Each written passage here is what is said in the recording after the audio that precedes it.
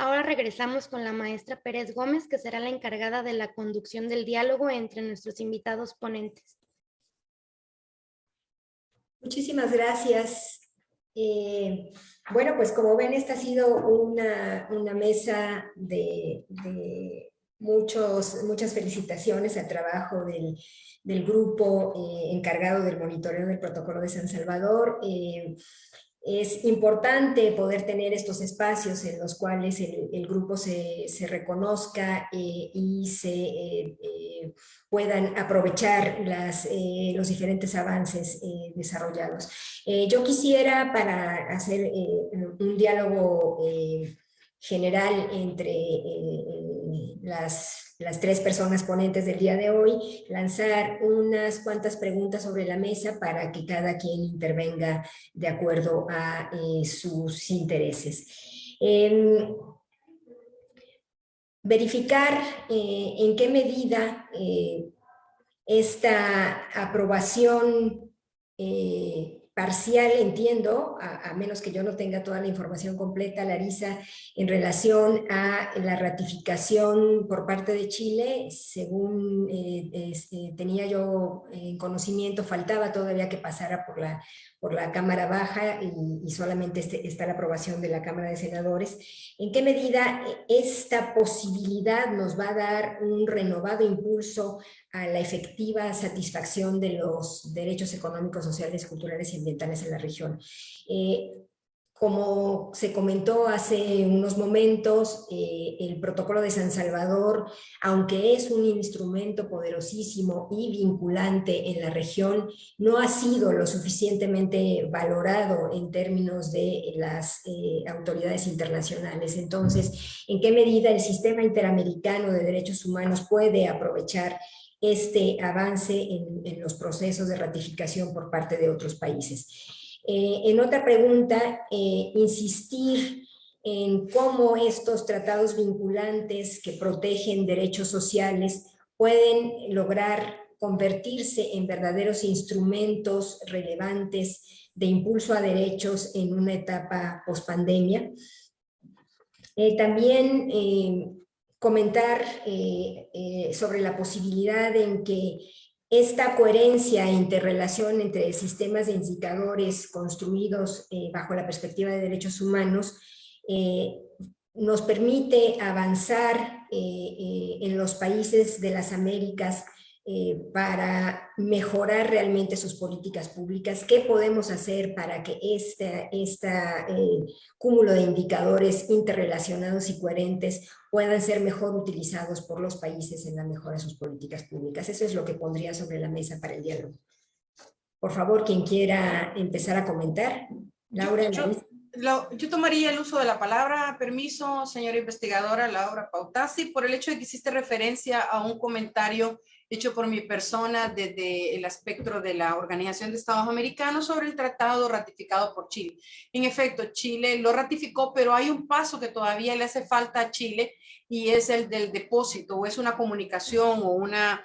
Yo te lo leo literalmente, es un proceso de depósito que debe de hacerse o una publicación para que la misma pueda ser informada. Entonces todavía no tenemos información al respecto como oficialmente, ¿verdad? Deberíamos de contar, pero sí ya sabemos que hace más o menos 2 años se inició este proceso y que pronto podríamos contar con este aviso que podría ser a la Organización de Estados Americanos sobre su ratificación, y es a ello a lo que yo me refería, ¿verdad? Que cuando un estado ratifica, es posiblemente que esas sinergias positivas de otros estados se muevan a favor de que otros ratifiquen. Y eso ha pasado tanto, por ejemplo, con la Convención para las Personas con Discapacidad o la Convención sobre los Derechos de las Personas Mayores. Cuando un estado se motiva, se genera una sinergia positiva de otros estados que por consiguiente ratifican esa convención. A eso me quería referir, todavía no hay nada oficializado, ¿verdad? Y espero no haber generado un malentendido entre tu audiencia.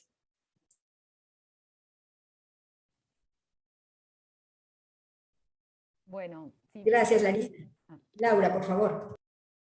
Bueno, si me permiten felicitarlas tanto a Larisa Pineda y en su carácter de vicepresidenta y a la actual presidenta del grupo de trabajo, Soledad García Muñoz, por el extraordinario trabajo y sin duda reconocer todavía con mayor detalle y con mayor felicitaciones a Laura Elisa Pérez por todo el trabajo realizado y sobre todo por una impronta técnica que permanentemente destaca Laura Elisa en su trabajo respecto a esta necesidad. Y ahí voy a retomar, y si interpreté bien, un poco los disparadores que Laura Elisa nos ponía para debatir en esta mesa, que creo que la evolución del sistema de derechos humanos, y como lo hablamos como este sistema vivo, la propia Corte Interamericana se refiere al sistema de derechos humanos como un sistema vivo, como un sistema que permanente vamos en construcción, como siempre un punto de partida, nunca de llegada, todavía nos falta recorrer un enorme camino, y ese camino para recorrer en la efectiva, no garantía, pero también efectivización de derechos humanos, requiere un pensamiento crítico,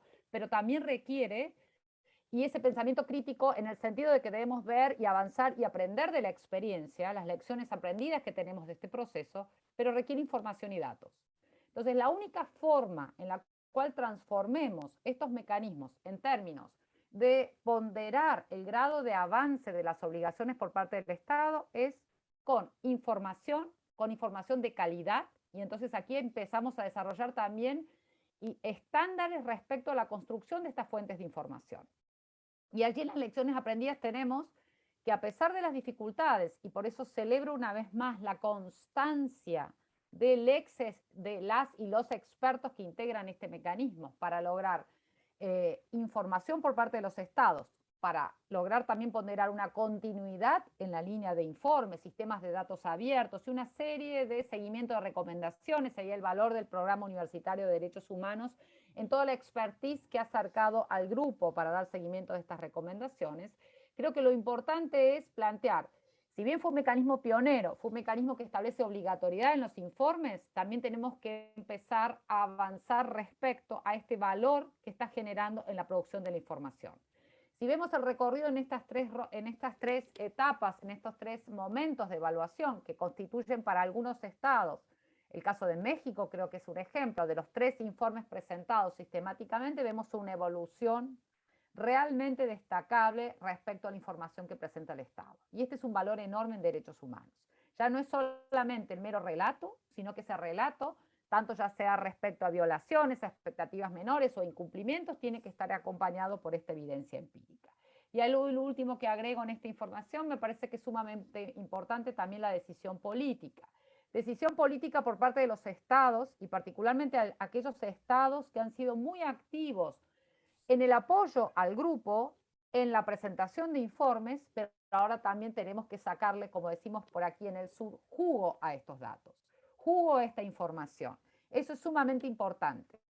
Los datos nos permiten precisamente dar cuenta de obligaciones, ya sea avances, retrocesos, y ahí tenemos claramente la prohibición de no regresividad, pero también qué valor van a tener estos datos puestos para la producción académica, para la formación, la capacitación, pero centralmente para cumplir con el estándar de progresividad. Y allí nuevamente vuelvo a resaltar la necesidad de incorporar un papel más activo a la sociedad civil en estos procesos de monitoreo, porque también necesitamos de ese activismo en derechos humanos, es decir, voluntad política de los estados, liderazgo de los estados para fortalecer este mecanismo, fortalecerlo presupuestariamente, fortalecerlo administrativamente, no descargar en el trabajo extraordinario, no remunerado que hacen los expertos y las expertas, sin presupuestos, con enorme voluntad, no descargar sobre ellos, sino avanzar realmente en fortalecer este grupo e incorporar activamente a la sociedad civil. Gracias. Muchísimas gracias, querida Laura. Voy a tomar rápidamente el uso de la voz e insistir en estos temas. Los tratados de derechos económicos, sociales y culturales son muy relevantes en este momento pospandemia. Si queremos realmente que los estados asuman una visión de atención de las personas bajo esta perspectiva y enfoque de derechos humanos, es acá donde nos debemos de apoyar. Y es precisamente en esta base de datos, de información que los estados deben de transparentar, que tenemos la posibilidad de buscar este impulso.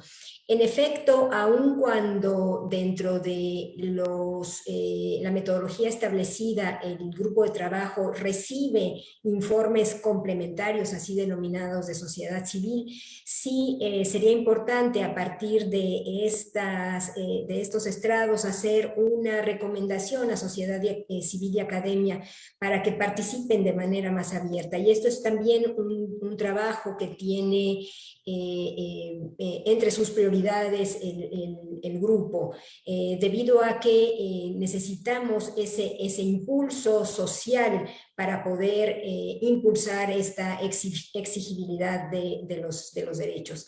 Y en relación con nuestras recomendaciones, comentar también ante la audiencia que un siguiente paso que está procurando el grupo de trabajo es que estas recomendaciones sean incorporadas en lo que se denomina el CIMORE Interamericano de la Comisión Interamericana de Derechos Humanos, de manera tal que el conjunto de recomendaciones que tiene cada estado pueda ser monitoreado de una manera más expedita y más clara a partir de este sistema de seguimiento de recomendaciones.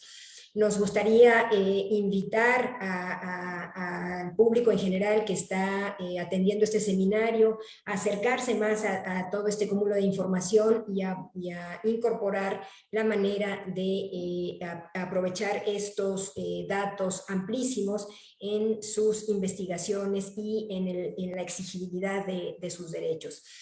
El conjunto de indicadores le permite a las personas contar con información estratégica para poder identificar qué aspectos están siendo, requieren ser solidificados e impulsados por parte de los estados para cumplir mejor con los derechos.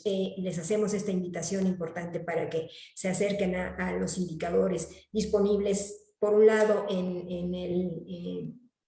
en el sitio web del grupo de trabajo que ya les comentamos, y también en el caso específico de México en el sitio del Sistema Nacional de Evaluación de Derechos Humanos. Tenemos todavía unos minutos para preguntas del público, si pudieran comentarnos nuestras colegas presentadoras, por favor, gracias. Claro que sí, la maestra Larisa Pineda levantó la mano, no sé si quiera tomar el octavo. Sí, brevemente, antes de que inicien las preguntas, solo resaltar algo que dijo Laura Elisa, muy importante, y es que cuando el grupo hace las observaciones a los estados, también les ha hecho ver que tienen desafíos, que tienen retos, y uno de ellos importante es la desagregación de los datos que nos proporcionan, ¿verdad? Así que ese es un tema muy importante que me gustaría dejarlo evidenciado en este seminario. Y lo otro, que brevemente creo que lo dijo Laura Elisa, y es sobre el software que ha trabajado el programa. Hay muchos estados aquí en la Organización de Estados Americanos que han solicitado el apoyo de México y de su programa de la universidad sobre este software que les podría ayudar de sobremanera a realizar sus informes. Entonces, tal vez profundizar al respecto y dejarlo en tu audiencia, Laura Elisa, para que lo conozcan y conozcan el trabajo que ustedes hacen sobre en el desarrollo de ese software. Muchísimas gracias. Gracias, Larisa, por mencionar esto, y simplemente comentar que en efecto hay un software disponible para la captura de informes que ha venido impulsando el Programa Universitario de Derechos Humanos de la UNAM en conjunción con la Cancillería Mexicana. Gracias. Muchas gracias a nuestros ponentes por esta interesante aportación. Es momento de pasar a la ronda de preguntas y respuestas que muy amablemente nos hizo favor de mandar la audiencia. Los dejo con mi compañera Turena Torres. Buenos días. Le agradecemos a aquellas personas que nos han hecho el favor de colocar sus dudas e inquietudes en el chat. Por cuestiones de tiempo y para cumplir con nuestro programa, me permitiré dar lectura a algunas preguntas nada más. La primera pregunta dirigida a nuestras expositoras es: desde el enfoque de indicadores de ESCA, ¿qué significa que los sujetos sean considerados como titulares de derechos y no como usuarios? En particular en lo referente a tener recursos para exigir su cumplimiento. Por otro lado, tenemos la segunda pregunta, que es, ¿de qué forma la metodología de la OEA integra la desagregación de los derechos en atributos, como lo hace la metodología de la Oficina del Alto Comisionado de las Naciones Unidas para los Derechos Humanos? Para dar respuesta a estas preguntas, vamos a pedirles a nuestras participantes que nos compartan su aportación de acuerdo al orden de sus exposiciones en nuestra mesa. Entonces, comenzaremos por favor con la doctora Pautasi. Y muchas gracias por las preguntas y por el interés. Yo me voy a concentrar en la primera. ¿Por qué es importante la titularidad de sujetos titulares de derechos? Porque el protocolo le tenemos que rendir cuentas a los sujetos titulares de derechos respecto al cumplimiento de estas obligaciones por parte de los estados. No es simplemente un monitoreo donde cual las personas titulares de estos derechos quedan por fuera del sistema, sino claramente nuestra responsabilidad es allí. Y entonces la titularidad de derechos es muy distinto a pensar que los derechos económicos, sociales, culturales y ambientales son para todas las personas. Ese es el gran valor de derechos humanos, y no solamente para aquellos destinatarios llamados incorrectamente beneficiarios. No les corresponde ningún beneficio extraordinario por parte de la política asistencial, sino que les corresponde el cumplimiento al máximo de los recursos, al máximo de las expectativas, y bajo este estándar de progresividad y no regresividad por parte de los estados. Entonces, pensar desde esa línea implica también la construcción de un ejercicio de derechos. Venimos de décadas de debilitamiento, la pandemia todavía nos ha debilitado más respecto a este ejercicio de derechos, a esa experiencia de ser titulares de derechos que interpelan al Estado respecto a su cumplimiento, pero también interpelan a los actores privados y también interpelan a la sociedad civil. Por eso son actores centrales en esta línea, y destacar también toda esta mirada de particularidades que ha puesto el grupo de trabajo, el anuncio que hizo la vicepresidenta del grupo de trabajo respecto a los próximos informes que vendrá, también están dando cuenta de esta especificidad respecto a personas LGTBI. Esos documentos ya están disponibles, también a personas afrodescendientes, a personas indígenas, y ojalá las mujeres entendidas como una diversidad, no como grupo vulnerable, porque somos más de la mitad de la población de esta región, pero sí nuestra especificidad de las condiciones de vulnerabilidad. Gracias. Muchas gracias, maestra. Continuamos con la maestra Pérez, por favor. Muchísimas gracias. Qué bueno que se hace esta pregunta en relación a las diferencias y similitudes entre metodologías del sistema universal y el sistema interamericano.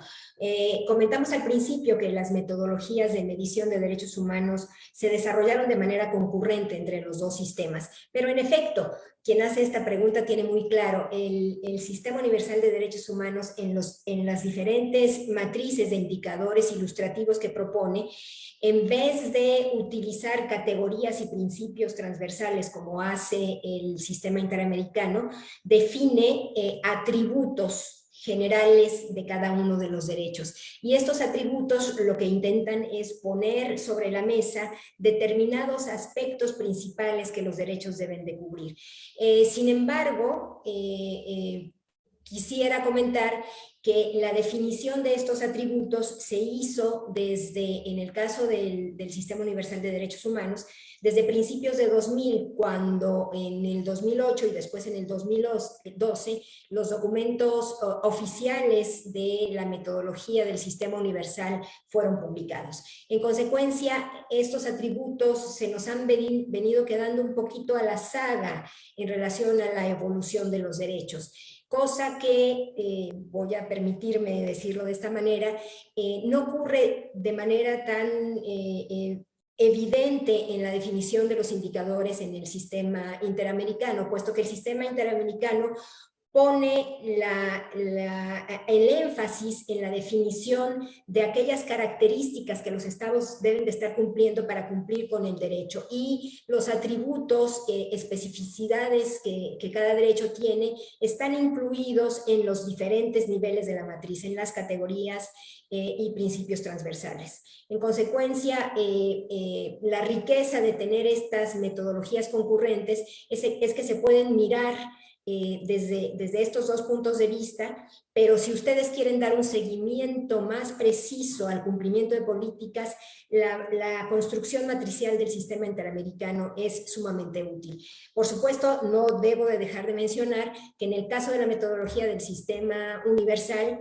lo que sí se tiene es la definición de un número importante de matrices con indicadores ilustrativos para indicadores civiles y políticos, elementos que no están abordados de manera explícita en el protocolo de San Salvador.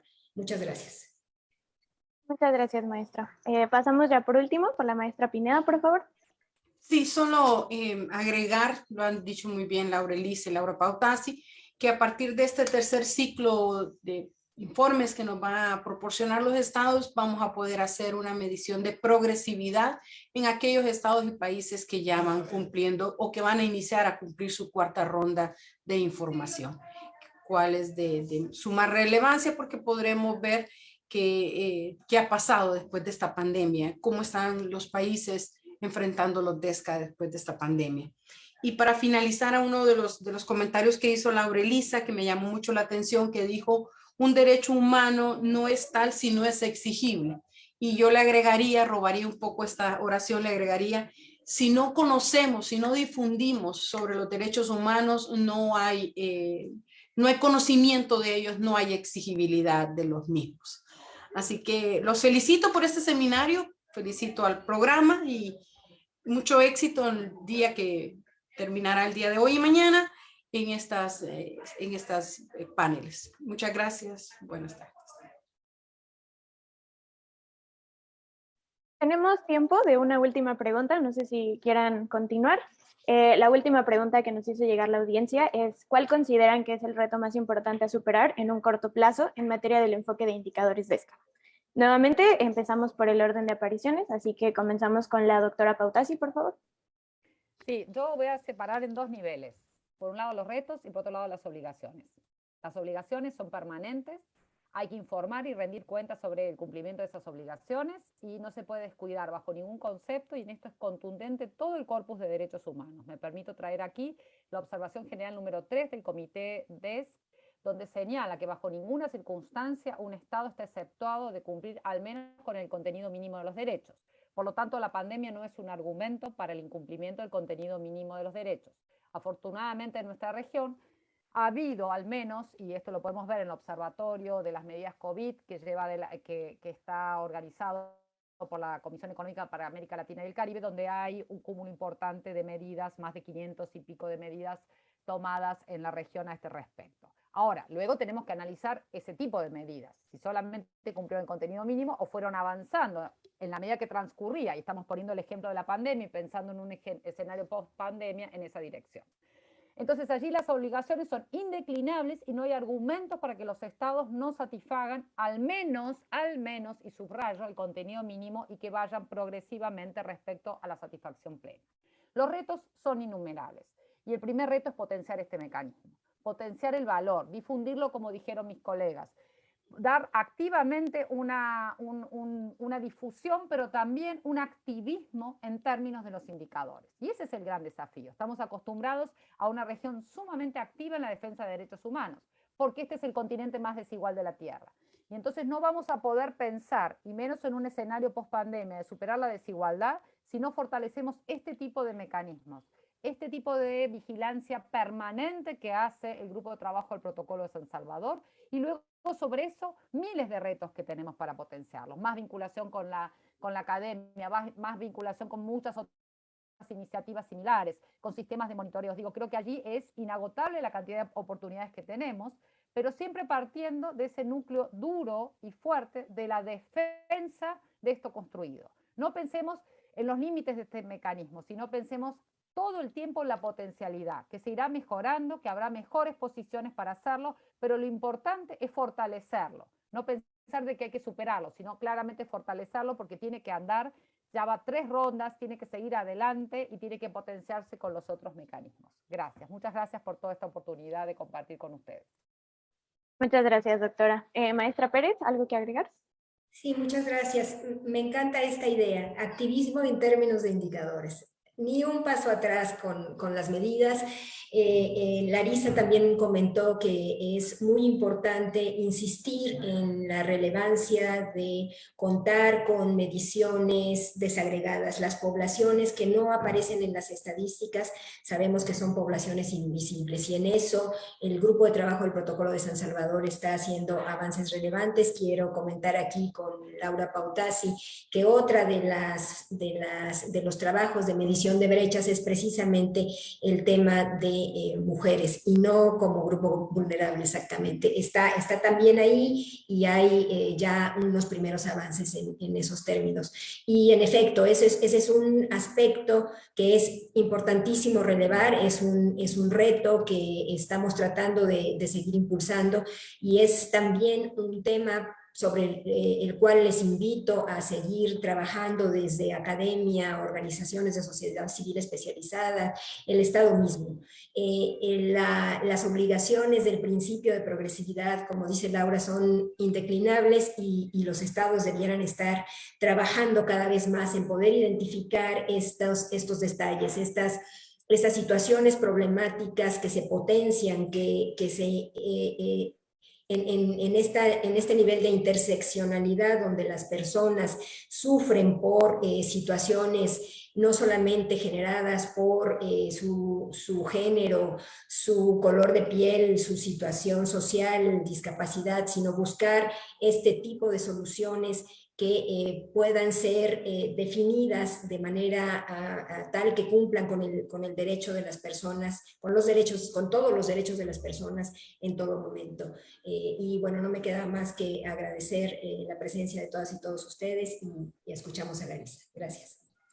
Sí, para concluir, Laura Elisa y audiencia, solo mencionar que el grupo de trabajo en sus varias presentaciones que tiene ante la Comisión de Asuntos Jurídicos y Políticos de la OEA, desde hace muchos años viene diciéndole a los estados que aquí estamos, que somos asesoría técnica también, que somos una asistencia técnica, que para eso estamos, para apoyarlos en sus informes, en cómo presentarlos, en cómo podríamos capacitar a sus funcionarios encargados de hacer esos informes. El grupo de trabajo se ha puesto a disposición de cada uno de los estados. Y Honduras ha sido, por ejemplo, podría desde este espacio mencionarles que ha cumplido ese reto. Conformó una comisión interinstitucional con más de 25 instituciones que dieron paso a su primer informe en el 2014.